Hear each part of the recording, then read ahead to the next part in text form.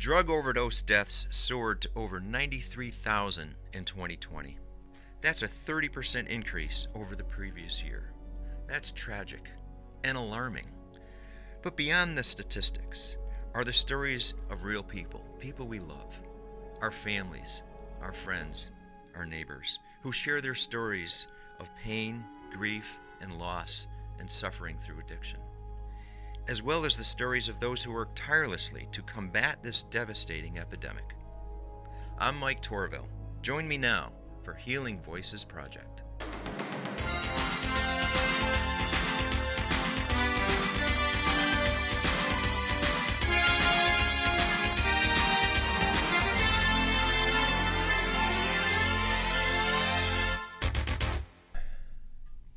Welcome back to Healing Voices Project. I'm Mike Torville, your host. Today we have a special guest, my friend Jason Cunningham, who is featured in the book. He is a chapter in the book Voices from the Fallen. Jason and I got to know each other over the past few years, and he's overcome quite a bit. I have a lot of respect for Jason. His chapter is titled Breaking the Chains of Trauma, and Jason certainly has a lot to talk about today. And as I mentioned, I got to know Jason through my mom. Jason works at the Springfield Rescue Mission, and my mom volunteers there. And so today, as we mentioned, every episode we're going to dedicate to someone that we've lost through addiction. And today we're going to dedicate this to Lynn Champlin. Lynn was my aunt, my mom's sister, who died a few years ago through the effects of alcoholism. And in Lynn's honor, we're asking if you'd like to donate to the Springfield Rescue Mission. That would be springfieldrescuemission.org. And I want to thank Jason for joining us today. Appreciate your time and all that you're doing these days to help out. Thanks for coming. Yeah, good to be here. Thank you. Thanks. Yeah. As I mentioned, you have your own chapter in this book, and we've talked quite a bit. And I think your story is very, very compelling. I'll admit that writing it, I broke down in tears because there's just so much to it, and you've overcome a lot, not just once, time after time after time. And now, not only have you sort of brought yourself out of it, but I think every day you're helping to bring other people out of it. And I think that shows loud and clear. And so I thanks for connecting with my mom. Yeah, oh yeah, it's easy to do. So, I know your story begins at an early age. You were a teenager where circumstances in your life, through no one's fault, just changed your course. And I know you had a lot of influence. Your aunt, your grandmother, of course your mom, your dad, you had a brother. And things just took different directions. You want to talk about how it started? I mean, what was the pivotal point where things took a different turn for you? I guess it was in my early teens when the major event, I guess you can call it, took place. There was an accident that my father was involved in. He was intoxicated. He left the house to go pick my brother up a town over, and he didn't make it but a quarter mile from the house, and he hit someone head on. He veered into their lane. But that was the night that it really began to hit home that, I wasn't normal. Things weren't normal. And so it began to set in. As I was young, you get to 14, 15 years old, self-identity, those kinds of things, and I really was struggling with that prior to it. I've always been involved in special education. That's all I knew in school. So I was socially awkward to begin with, but still trying to make that fit. As a kid, you're resilient. So you're always trying to say, okay, this is just normal for me. It's just not for you. But as you get older, there's a social construct. I wasn't fitting into that. And the moment that that accident took place, it really hit hard that, my life wasn't normal. And then it really got into overdrive. My father was convicted of, I can't remember exactly what, attempted vehicular manslaughter or something to that effect. The people that he hit lived, luckily, but they were very badly damaged. And to remedy a certain amount of time to spend in prison, his lawyer convinced him to divulge some information to the court, and then also that would be, spoken at his sentencing, and that was that he adopted me when I was younger. Mm-hmm. And so when he first told me about it, of course, it hit you like a ton of bricks. What do you mean? You're not my, You mean you didn't know this at the time? I had no idea. I had no idea. I sensed it. I always sensed it, but I never toyed with it. I just thought, okay, with all the weird things going on in life and, the situations, relationships, adult-child type things, I really just kind of said, okay, that's just you being crazy, especially when my father was he was verbally manipulative and abusive. Mm-hmm. And so I took it a lot different than my brother. My brother took it a lot more personal, and I watched it destroy him. And now, let me just, was your brother also adopted? No, he was not. No, so we share the same mother, different fathers. Okay. Okay. I've never met or know who my biological father is. My mother she either knows and doesn't want to say, or just doesn't know. So I never found that out, and I never really pursued it. Okay. I don't really want to know. So now I forgot where I was on that one. I lost my I interrupted you. That's my fault. Yeah, it's okay. No. But I lost my place in the narrative there. When I found out the adoption. So you find out, of course, and then a couple of days later, there was an argument going on at the house between my grandmother and I believe it was my aunt. And somehow I overheard her saying the judge didn't need to say that. And Linda, who's my mother, and we begged the judge not to say that, but apparently the judge threw the book at my mother for not being around. She had left when we were young, and so hold that thought. I want to interrupt you again. Prior to that accident, you were living with your dad. Correct. He was a single parent. Correct. Your mom and dad had separated, Correct. so you were just with your dad. Yeah. And your brother? Yeah, I have one brother, a year younger than I. So now your only parent was going to be taken away. Correct. Yep. Yes. So when I was, 4 or 5 years old, my mother made the decision to leave. It was just a bad relationship all around. It was we lived in a very there was no organization in the house. There was no structure at all. It was constant parties and that kind of stuff, drug use, all of the whole 9 yards, fighting, damage, all of it, everything you can imagine in a crazy movie where kids grow up in the wrong scene. That was it, essentially. Very basic, but it was she had enough of him at some point and decided that she was going to leave us with him. I've heard other versions of the event, but what happened was she left and we were with him. And so we grew up in that environment of we went to school basically on our own. We got ourselves up in the morning. Fend for yourself. That's it. Yeah, we got ourselves up in the morning. When he was sober, he would help. He did the best he could, I think, in that regard. But most of the time, it was just get up and we went and did our thing.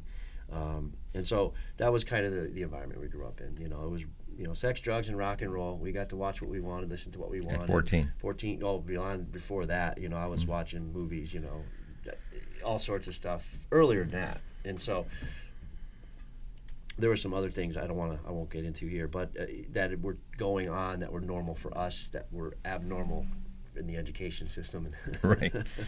And so we were seeing counselors, that kind of thing, but we really were shut off from that because, there was retribution from my father and other family members supporting him if we said anything, that type of situation. So we really just shut up and we would just clam it up and wouldn't really talk about it. So these kind of things were just what we were going through as we were growing up. We never really talked about it or expressed much. We never asked for help. We didn't know to, and so that was kind of all these things that bottled up. And then when the adoption took place and then finding out that it was not necessary for me to be told that's when I started using the drugs. That's really when it hit me so hard. I didn't really know what to do. Well, there's two things there. One, you find out you're adopted. Yes. That's it takes you back. Mm-hmm. But simultaneously, he was being taken away. Correct. So yes. Now, not only have you found out you're adopted, but now you don't have a parent to go to, and it's like, what now? Right. Exactly. Yeah. That was it. Yeah. And even at that point, we were just kind of left at that point again to, essentially fend for ourselves. My mother was close by, but she never really got back involved. I guess she may have meant to, but she didn't, type thing. Yeah. I'm sure there was offers there, but nothing directly to us. So that wasn't there. There was no safety net there for us to think of, okay, well, mom's here. It wasn't a rejection. It was just simply there was no offer. So we just did what we did. And I did what my brother, by, God's grace, decided to continue in school all by himself. He did it himself. He found purpose in that, and he completed school that way. He eventually did go up to live with my mother, but it was after a period where the house was sold that we were living in, or about to be sold, and we needed to move on, us kids. And my aunt, who was trying to take care of us, just simply couldn't anymore. She was dealing with way too much, and it just got to be stressful. So, and my father eventually got out of prison, and he moved a town over from where we were, and I went to live with him and my brother had the option, because only one of us could stay in with my mother. Okay. So she was not able to take both of us. And so I made the decision that he would go do that, and he would go and I would live with my father, and then but that was after, obviously, the decision to do the drugs came before he even left for prison. And so that's really where we were kind of on our own during that period where he was gone, to where I had started using marijuana, drinking, using acid, those kinds of things. All my friends were doing it. I was really opposed to it my entire up to that point, but really just something snapped and said, I'm done trying to do the right stuff, because it seems like every time you do, bad things happen. And even though I hadn't been using the drugs and doing what my father was doing, all the consequences of what I saw happening to him were happening to me. And so I said, well, what's the point? Why keep not using drugs? Why keep, going to school, doing all this stuff? The reward is, the reward is what? Cops at my house all the time, and, just constant negativity and nothing good. Every positive dream you have to be a writer, an actor, was always just smashed down. That's silly stuff. You got to get a job, you got to be a mechanic, or you got to be a carpenter. All that other stuff, silly stuff. That's all. And so it was really just a point of, well, I'm just gonna give in and start doing the drugs, and that's really when the pivotal point of my life, where that's where the life change took place. Yeah, I remember you said you had dreams of being a sports announcer. Yeah, I did actually. When I was in the freshman year of school, we had a Spartan Sports Network. We actually established that with I forget the gentleman's name, but play-by-play announcer for the games. We'd follow him around with the cameras and do just like this kind of setup. We even had a little camera set up to and we did all the high school guys' game. We actually won the state championship that year. It was exciting. It was, and it was actually the end of that year, actually, when the accident took place. So I actually was doing not too good in school in the 8th grade and 7th grade. I really started slipping, but in the 9th grade, something got a hold of me, especially through that announcing, and I really started getting motivated in that period. But then the accident took place, and I think that was what the letdown was. That finding point, I was like, I got something going here. It's going good. Why does this keep happening? You know what I mean? Yeah. And so it's like, forget it. I'm just gonna party, I guess. That's what people do. This is gonna happen. This is life. And you said most, if not all, but the drugs you were using, many of them you were introduced to by your father. Correct. Yes. Every drug that I've ever done, pretty much, marijuana. The only one was acid. That was the only one that, for some reason, he said was forbidden. I don't know why. But drinking, using marijuana, and eventually going into the heavier drugs, the prescription drugs, and then into the crack cocaine, the cocaine, heroin, whatever else. And as a teenager, I know you had said you had bipolar disorder and depression. Yeah, well, that's what they diagnosed it as. I mean, to be, some people just said, oh, you're just sad, or you're just confused or frustrated. Those things absolutely don't help if you are, in that condition. And with that, and I think unless I didn't interpret this right, your dad, not knowing what to do, thought maybe the drugs will help. Maybe they'll calm you down a little bit. Yeah, that's how he handled his life. That's how he handled his, his pain and his, regrets. He had some things tragic happen in his life.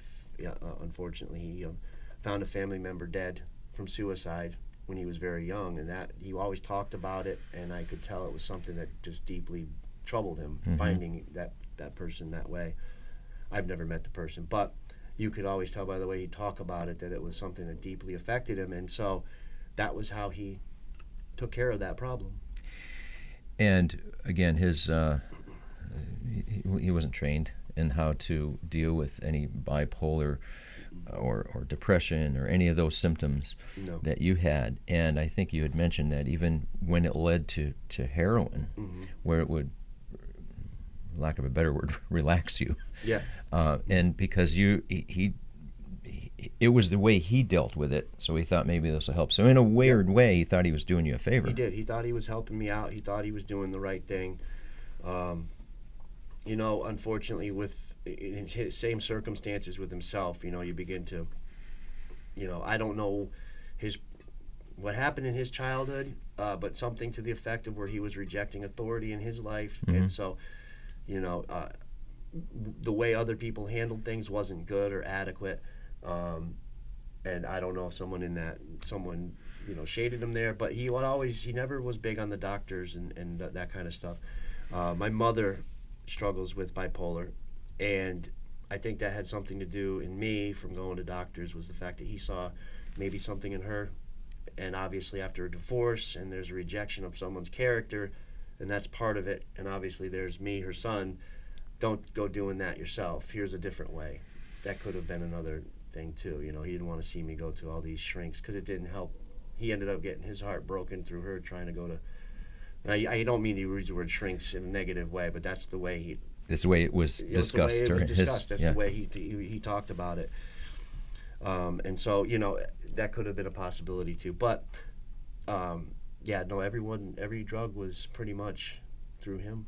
And and it always was in a moment where I was down or something happened in life, or I was scarred or struggling or something was wrong, and he'd always say, well, here you go, try this, or here's something else, or here's this. It was never just do this and laugh at me while I got high and stood in a corner. You know what I mean? He wasn't. So to him, it was almost a purpose instead of it was just a medication. He was, he didn't know what else to do. He was young. He was 20 years old when my brother and I were left. When he was left with us, he was young. He was a young man when my mother left. So he's 60. I'm 40. Well, 62 now. I'm 42. So he was 20 years old. Mm-hmm. So, he was a young man by himself. Yeah. And so he stuck around. He did do that. So he had to learn his own way. His mother was very religious, and so we went to the Catholic church in Enfield. Anyway, but she was very much part of that, and there was a rejection on his part as well of that. And so there was a sense of God in his life, but he didn't know what to make of it, I don't think. And so, I kind of followed suit there as well with, every time something good happens, God, your thumb's right there to snatch it away. Yeah. So it was one of those things where I kind of followed suit from him there. As I'm older, I realize, you look back and you go, oh, wow, that's where I get this. Now, you had said, too, through that, your grandmother was a big influence on you. Yeah, right? My maternal grandmother was absolutely a huge influence. She owned the house that we lived in Summers, and she took care of that. She took care of, all the needs that we had when he was broke, which was quite often, but to take care of the house, the bills, food. And through some of this, she was somewhat of a solid influence where she was a good go-to person when you didn't know what to do. All the time, every day. She was where I get my good discipline from in life, it was from her directly. My joy of cooking, when I'm in my good frame and normal and things are going right, every little habits I have are from her, and so it's always good to know that, And at some point, you were still a very young man. You met with a recruiter. I did. And you decided to join the Marines. I did. Yep. And if I recall, your grandmother was alive. Your dad, you'd say, hey, I'm joining the Marines. Correct. This is what I'm doing. Yeah. But your grandmother started to get ill. Yes.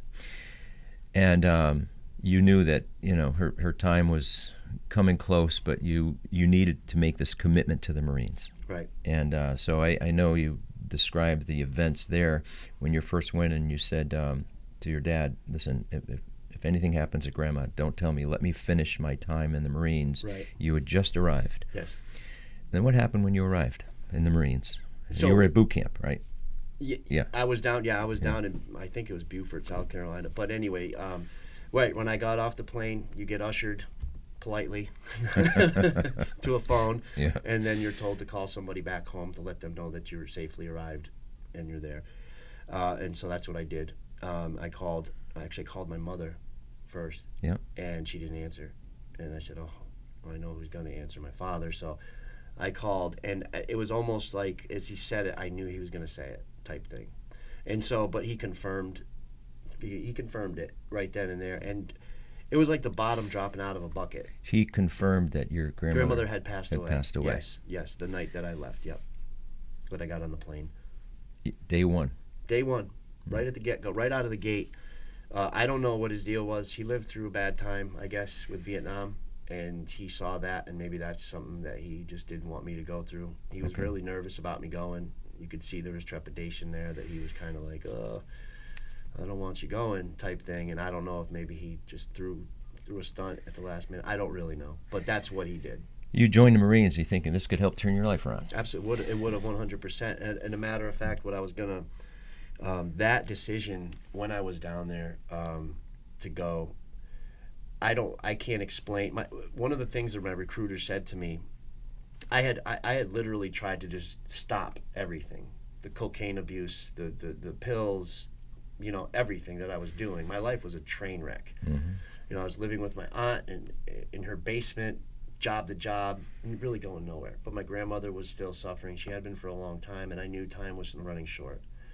And I knew that, I had to do something to make her proud, something with my life. And the Marine, my grandfather was a I want to say lieutenant colonel. That's not what he was. Anyway, but he was in the military. Mm-hmm. Military man, lifelong, great man. And I knew I have two other cousins and my brother. None of them wanted to join into the military, which is fine. But I decided, what would make her more proud than to see me in a uniform graduating as a Marine, and why not? I was young, I had really nothing tied to it, and so... You had nothing to lose. I had nothing to lose. Yeah, no, nothing, yeah, and everything to gain. Yeah. Everything to gain. Yeah. And anybody that's doing that, do it. I mean, I know there's a cost, but that's what makes it so honorable, is that cost type thing. But I knew when I got there, I was going to be okay, but at the same time, there was another, like I said, the bottom fell out of that confidence and that motivation and that drive when I heard that on the phone. And I knew it shouldn't have, but for some reason in my head at the time, coming off drugs takes time. You have to have patience. You can't just do it and move on. You have to address it, and I didn't do that. You underestimated the effects of the detox. 100%, absolutely. Yeah. Absolutely. And when I was leaving the day of, my recruiter, we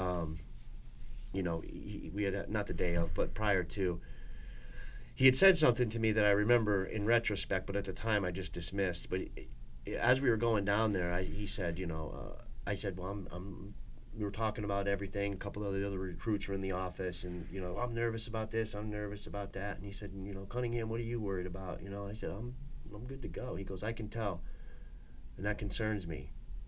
And I didn't think anything of it at the time. He goes, you need to be ready and nervous. You have to want this. If you're just go down there flat, he goes, there's no point in, what are they going to help you out to do? But I was, I said nothing, but there was all sorts of stuff. I just couldn't describe it. And so when I got down there, it was almost like a blank stare, after that event, after my father had told me about that. So, I didn't know what to do at that point. I just broke down. I really was like, here we are again, made a decision. We're following through on this decision. And again, I didn't know the Lord at the time, but I had a sense of a presence. And I was like, what is up with you and me? Why do you keep doing this? What is going on? I'm trying to do the right thing with my life. Stop doing this to me. Yeah. And I forget honor and forget digging, forget this and forget 9/11, all the things that I did, desperately. That drove you there. Absolutely, 100%. All of those things, I pressed it and said, forget it. I don't care anymore. I don't want to do this. Forget everybody around me. I don't want to help people. And all of these things were going through my head like a freight train. Yep. And I just said, you got to go. Well, how do you get out of here? That's my first thought, is how do you get out of here? And then somebody, I forget, there was a conversation of a group of people, and they said, well, you know, this guy's out of here. Well, what'd he do? Oh, he says he's going to off himself, and they'll throw you out for that. I was like, well, I do want to do that. It's not a lie. You know what I mean? And it'll get me home or back to the partying and whatever else. And so that's the route I took. Didn't take long. Within a few weeks. No, flat. I mean, dead to the world, no emotion. Just this is what it is. You were just dried up and. I just and then her being gone, that was absolutely the killer. And coming home to vacancy, really. Yeah. Yeah. Well, into the purpose of being there. I was so. My heart was 100% set on seeing her smile and taking a picture of her with my uniform on, you know, and just even if that was the last thing I ever did with her, that's what I wanted to do. Just yanked away from you. Right. And even if, you know, had I gone through the basic, I would have been committed to that point, right. You know, and you know, even afterwards, had I known, it still would have been a great thing just to honor her that way, you know, and so you jumped back into the life of drugs and maybe eventually found a few odd jobs here and there. Afterwards, you mean? Yeah. When I got back, I just fell into the deepest depression of my life, and the heroin came because of the regret that I had leaving the Marines. I could not live it down. I couldn't get over it. I couldn't get past it in my mind. You did heroin with your dad. Mm-hmm. To relieve Yes. all the pain you were feeling. Yep. What happened after your first time you used heroin? That was it. I used heroin, and it took everything. All the pain went away. All the emotional pain, all the responsibility to take care of that pain went away. Mm-hmm. Everything just was like, I was floating. I didn't have to think about it, you know.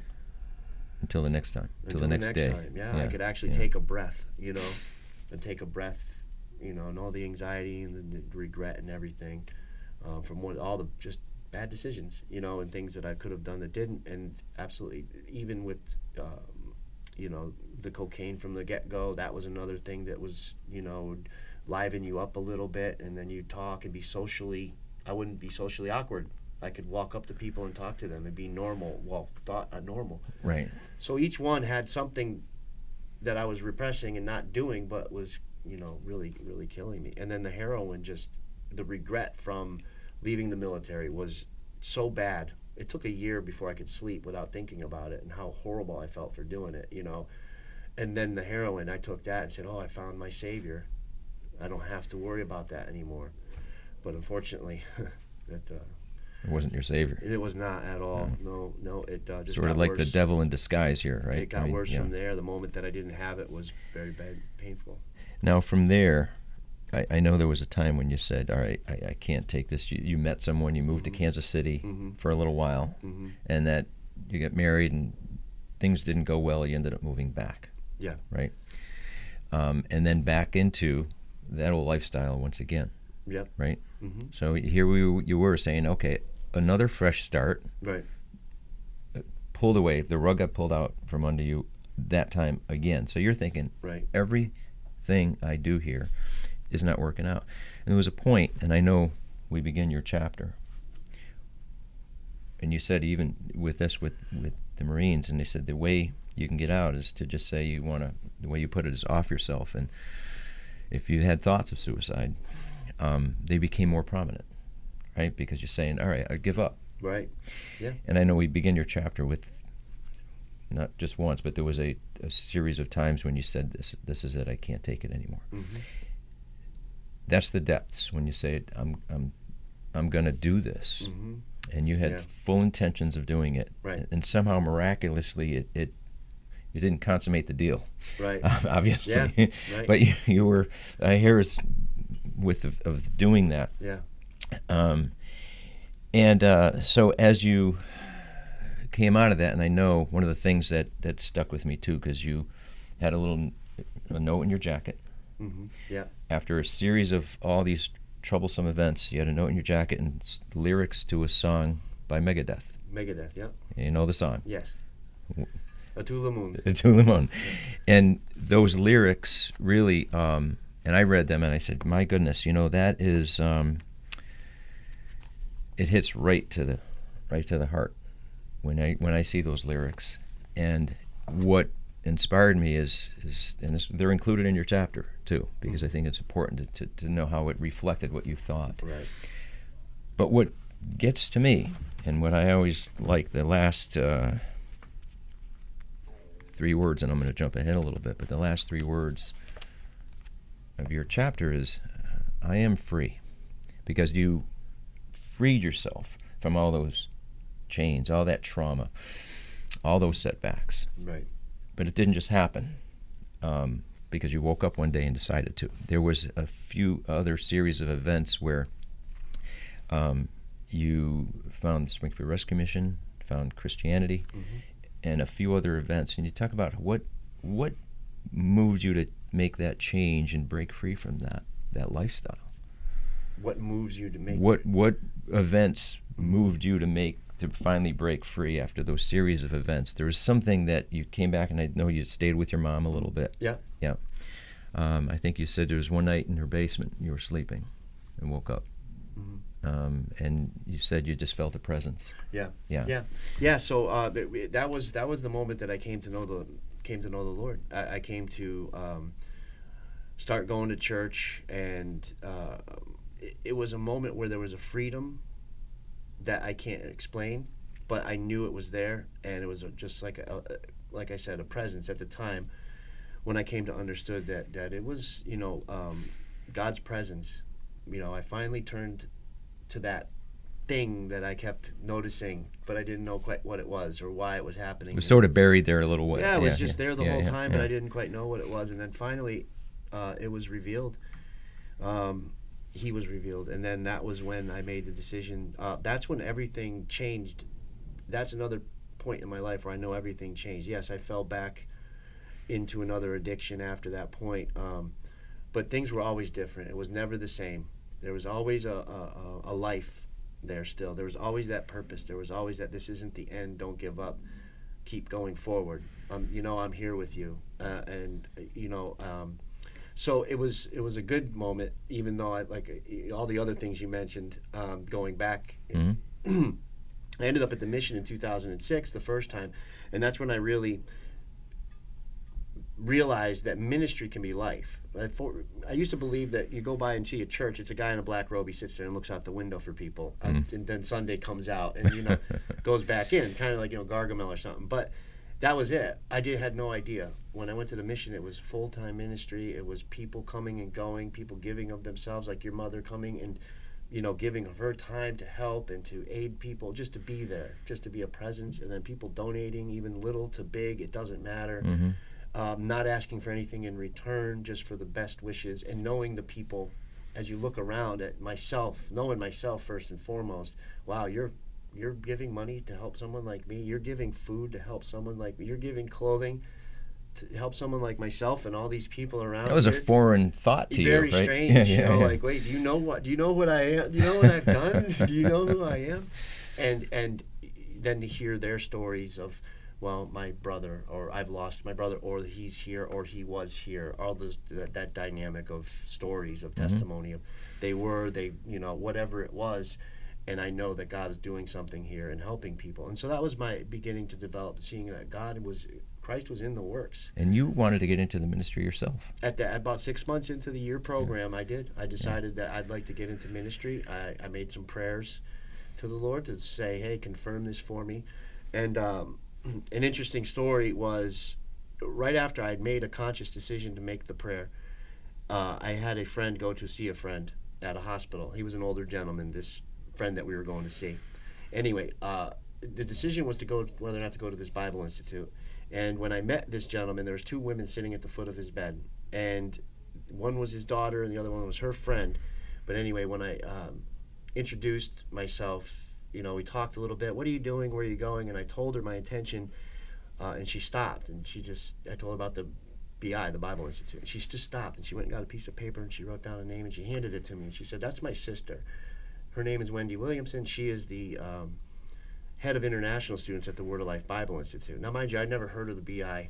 And then hundreds of people I talked to at the mission never heard of it. Yeah. And then I go one day after making this prayer, and then there's this woman standing there, and it's her sister. And she actually, Wendy, I met her, great woman, a very nice lady, very godly woman. but she would always make sure to come and hear my testimony, and if I saw her, I'd make sure to slip that in there. Yeah. But that was the changing point where I decided, ministry, and there was a fulfillment there. I haven't, since I've entered the rescue mission in 2006, I have not touched heroin, crack cocaine, any of it. Haven't had a desire to do it. When I fell back, it was into alcohol and drinking, back into the social. I got caught up in that, in the social aspect of it, but ultimately it was a spiritual issue that led me to both times. So yeah, that was the decision there. Just seeing, like, seeing people just helping and knowing it can be done for ministry and helping other people and seeing it change people. You see, and that's the thing. So not only did you turn your life around, right? And like you said, it's been in the past, you have no desire to do it. You turn your life around where in the depths of despair, you've come out of it. But now, not only that, you're helping other people, right, in probably ways you don't even know, right? Because the people that you encounter all the time, it could be a conversation or something that's said, absolutely, that triggers somebody. So you keep going with this. Yeah. And I think that your testimony is just wonderful. And I think there's a lot of people who might have a hard time saying, yeah, it's not easy, but gosh, if this guy can do it, yeah, yeah, 100%, absolutely, yeah. I mean, rock bottom. I'd spend when I came back from Paris Island, I literally laid on a couch for months and just laid there and did nothing. I mean, that's how gone I was, and yeah, I had nothing, wasn't going anywhere, and back on my feet again, and moving on. So your work at the mission, Springfield Rescue Mission today, just continues. Yes. And how about your family, your mom? You still see your mom? Every so often. Yeah. Yep. Yeah. Every so often. And my father, I hear about him through my brother. Okay. Yep. So when I talk obviously to you're talking to your brother, and yeah. I just communicate with him. Oh yeah, that's never that tie's never been severed. It's kind of a bond you don't really like breaking, especially when he's made some decisions and he's in a situation in life, but you still love him through it. Because you see it. Where the scars came from. You were there for it. So there's a compassion for him, and that bond never really breaks. Yeah. So what are your plans for the future? I mean, you're a young guy. Yeah. So I mean, years ago when I actually left the mission the first time and went to get the further education for ministry, I rushed things with someone, and we went out and moved to Missouri, where I hope to pursue ministry, but some. Like I put mammon, they call it mammon, but I put earthly things before godly things. And so ministry was where I should have went. There should have been some sacrifice on my part. I chose not to do that. And so I tried to be the good husband who takes care of yada, yada, yada, and then socially started drinking. And then that just turned into a big problem. Nothing bad legally happened in Missouri, but it was just the person that she thought she married was no longer there. And I didn't see it. I was just blind to it. I said, well, you're not the same person, and we played that game until we didn't speak to each other. Yes, we talked at each other, but we didn't speak to each other anymore. Like that song, Say Something, I'm Giving Up on You. That was both of us at the same time doing it. But it was really because I gave up on the ministry. And so my whole intention in 2006 to 2007 was to go back to the mission to become a chaplain. And I obviously got put on hold for a few years while I played around with being stupid again. But this time around, came back in 2017, completed the course. They offered me the job, and I hopefully to pursue being a chaplain at the mission again.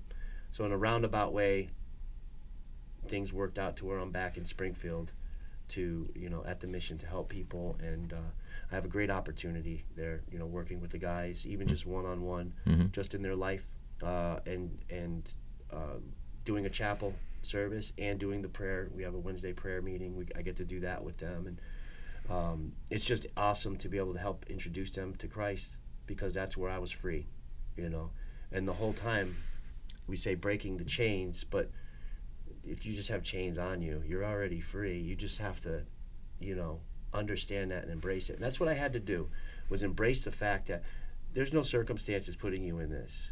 It's how you're reacting to it. It's the responsibilities you're not taking. I always tell the guys this when they say, my life sucks. They come in and they're just bombarded with just the stories you hear my life sucks. And I say, guys, your lives don't suck, your choices do. And you can change that, right?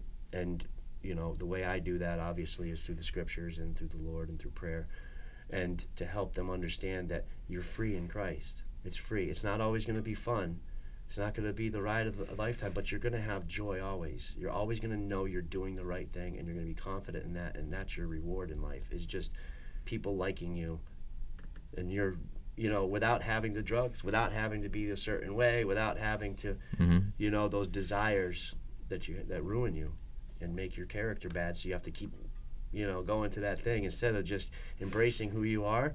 We're flawed. We're going to have these problems, but we all have these problems. Everyone does. I mean, yeah, everyone, absolutely, sure. I mean, we can compare ourselves to like a runner. Oh, I'm not a good runner because I ran through the woods and hit my head on a branch.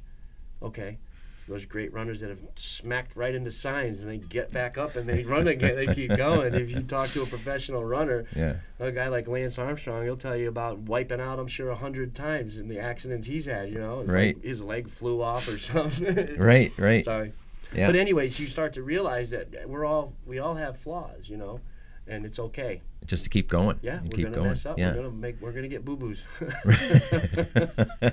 Yeah, and you have this Put it lightly. this feeling that just it's always with you when you go to bed at night. You just know, okay, Yeah. I'm at peace with who I am. Yeah. And you're not troubled by the thought of, gee, tomorrow, how am I going to get through without? Right. Those things begin as you begin to just trust in what you're doing, and the faith that I have now is just every day it gets more concrete to know it's okay. Yeah. Do the right thing. Yeah. Be a good person. Be kind. Be gentle. Be be these things you've always wanted to be. Be these things that the drugs artificially gave you. Because that's really what I was searching for, was peace. Yeah. Right? I wanted peace. I wanted joy. I wanted patience. All of those things. That's why I did the drugs, because they helped me think that that's what I was getting. They deceived you. I was deceiving myself. 100%. Yeah, absolutely. Well, I tell you what, your story's inspirational, and I think you're an intelligent guy. I think pretty capable of doing anything you want to, and you have a lot of time left to do that. But your work now is so important. And again, not just helping yourself and the people you encounter, but I think your words are going to reach people even beyond the mission. And I would recommend on their website, Healing Voices Project website, Jason's story. It's there. So I just recommend to learn more about what Jason's going through and what he's doing now. I think is worth the time to read it. So I just want to say thank you, man. Yeah, absolutely. Thank you very much for coming. Yeah. That's great. Pleasure. And also, we're going to remind anybody listening to, as mentioned earlier, this episode is dedicated to Lynn Champlin, my aunt, my mom's sister. And in honor of Lynn, please go to springfieldrescuemission.org. Thank you very much. See you soon. Thanks.